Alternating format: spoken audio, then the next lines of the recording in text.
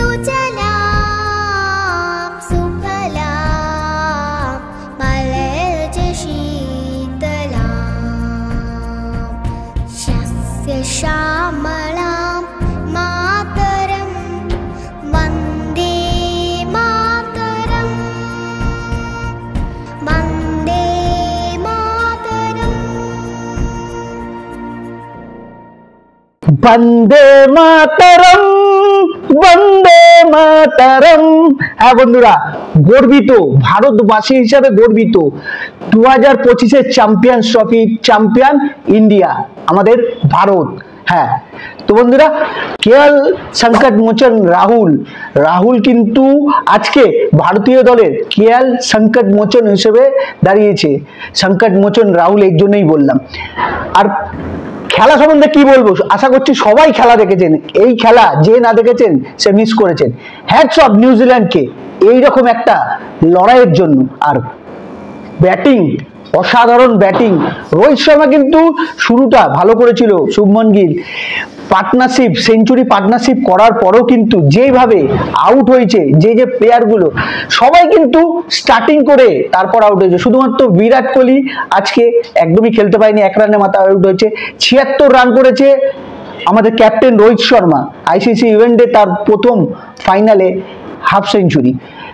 শুভমন গিল 31, শ্রেয়াস আইয়ার 48। কিন্তু আবারও সেই যে জায়গায় দরকার ছিল সংকট মোচন হিসেবে দাঁড়ানোর কেএল রাহুল, আগের দিন অস্ট্রেলিয়ার এগেনস্টেও দেখেছেন অসাধারণ দাঁড়িয়ে ম্যাচ ফিনিশ করে গেছে। আজকেও সঙ্গে সেই জাড্ডু, সেই জন্য কিন্তু জার্সিটা দেখিয়েছিল।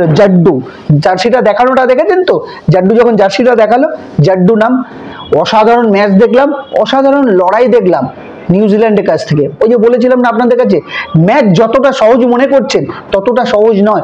ম্যাচ কিন্তু লাস্ট ওভার অব্দি গড়ালো, ম্যাচ কিন্তু একদম লাস্ট অব্দি গড়ালো।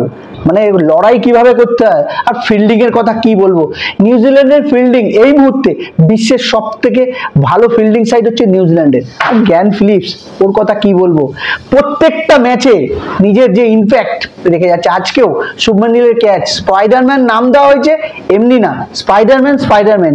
জন্টি রোডসকেও দেখেছিলাম যে জন্টি রোডসকেও ছাপিয়ে যাচ্ছে কিন্তু গ্লেন ফিলিপস।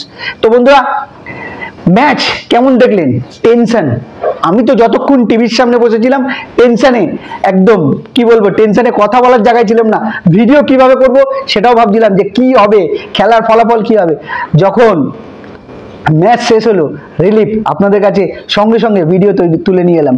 আজকের ম্যাচ দেখে কি বলবেন? তবে একটা কথা বলবো, প্লেয়াররা জিতেছে, কংগ্রেচুলেশন সব প্লেয়ারদের, A to Z প্লেয়ার, কর্মকর্তা। গৌতম গম্ভীরের অ্যাজ এ কোচ হিসাবে প্রথম আইসিসি ট্রফি, সবই। তারপরেও কি একটু রেসপন্সিবিলিটি নেওয়া উচিত ছিল না প্লেয়ারদের?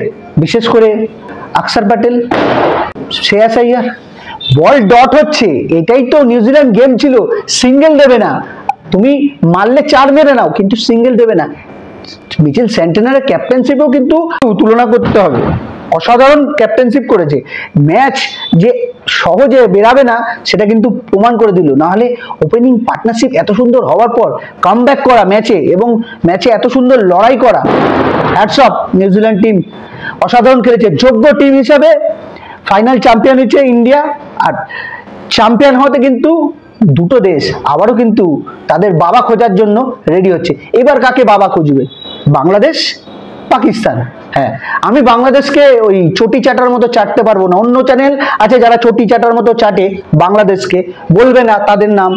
আমি ডাইরেক্ট বললাম, বাংলাদেশের সব ক্রিকেট বোদ্ধাদের বলছি না, বাংলাদেশ যাদের সমর্থক আছে তাদের বলছি, চটি চাটি না আমরা চটি চাটি না, বাবা চেঞ্জ করি না। আমরা আমাদের ইন্ডিয়ায় হেরে গেলে অন্য কাউকে সাপোর্ট করি না। একটাই টিম, বাপ একটাই হয়, বাপ চারটে হয় না, ঠিক আছে?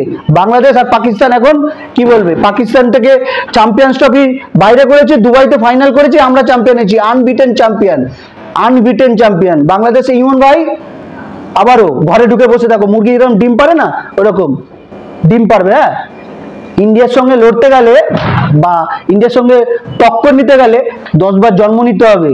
আর তোমার ওই বারবার, হ্যাঁ ভাই আমি ধরা খেয়েছি, আমি আর ইন্ডিয়ার হয়ে চ্যালেঞ্জ লাগাবো না, ওইসব নাটক চলবে না।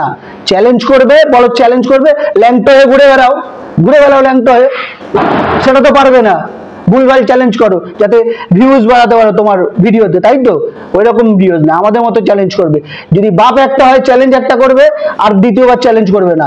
বাপ চারটে হয় না, বাপ একটা হয়, ঠিক আছে? তো বন্ধুরা, ম্যাচ অসাধারণ লেগেছে। ইন্ডিয়ান সকল সমর্থকদের, ইন্ডিয়ানকে, সব ভারতবাসীদেরকে জানাই কংগ্রেচুলেশন 2025-এ চ্যাম্পিয়ন হওয়ার জন্য, চ্যাম্পিয়ন্স ট্রফি। সঙ্গে রোহিত শর্মা কিন্তু এই দ্বিতীয় তার আইসিসি ট্রফি তুলবে একটু পরেই। হ্যাঁ, ট্রফি আমরা পেয়েছি, তবে মন জিতেছে কিন্তু নিউজিল্যান্ড, কারণ গোল্ডেন বল এবং গোল্ডেন ব্যাট পাবে কিন্তু নিউজিল্যান্ডের প্লেয়ার। রাচি রবীন্দ্রনাথ পাবে গোল্ডেন ব্যাট, এটা আগে দিয়ে আমি জানিয়ে দিলাম, আর গোল্ডেন বল পাবে হচ্ছে ম্যাট হেনরি। তো বন্ধুরা, কেমন লাগলো এই ভিডিওটা?